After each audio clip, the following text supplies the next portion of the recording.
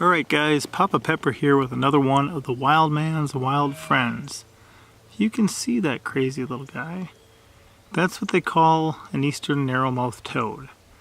Now interestingly enough, it's not actually a true toad. It's a type of frog, but they do call it a toad because it's primarily terrestrial.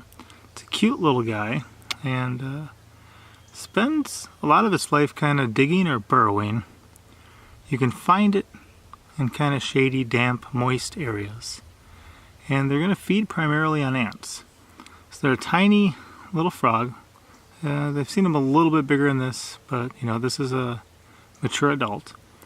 And I never met them until I moved down here to Arkansas, because they kind of exist kind of from Maryland down to Florida, across the eastern part of the United States.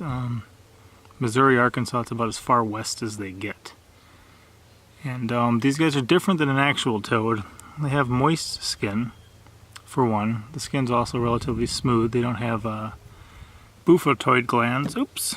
And they also kind of have a different body posture. If you actually seen its nice little nose there, there's a reason they call it a narrowmouth toad.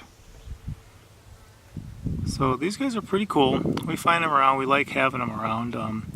One thing I've mentioned before, and I'll say again, is that amphibians, because they can absorb things through their skin, when an ecosystem starts to kind of fade and start to become polluted, amphibians are often the first thing to go, because all those chemicals, all those toxins, whatever it is that's being introduced to the environment, they soak in through their skin, and then they become sick, they become dead, and you no longer find them. So when you find a high level of things like salamanders and newts and frogs, it's a really good sign of a healthy ecosystem, and we've definitely got a lot of them around here in the area.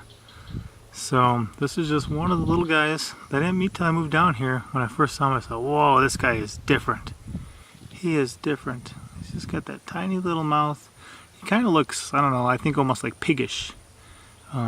If you saw him from above, this guy is very, very hoppy, so he definitely wants to go and take off. We're going to let him go back in his environment, get him on his way. But this is the eastern narrowmouth toad, a tiny frog, not a true toad, feeding primarily on ants. You're going to find it, like I said, a lot of its life it'll spend burrowing or under the surface of the soil. But if you're in heavy leaf litter or sometimes under rocks that are wet underneath, good place to find them on the forest floor. So nice little friend of mine, and we're going to let him go.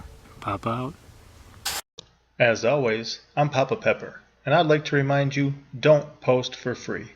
If you'd like to be part of a revolution in social media, an economic power to the people where users can actually blog for cryptocurrency, then I'd recommend that you check out Steemit.com and join the revolution.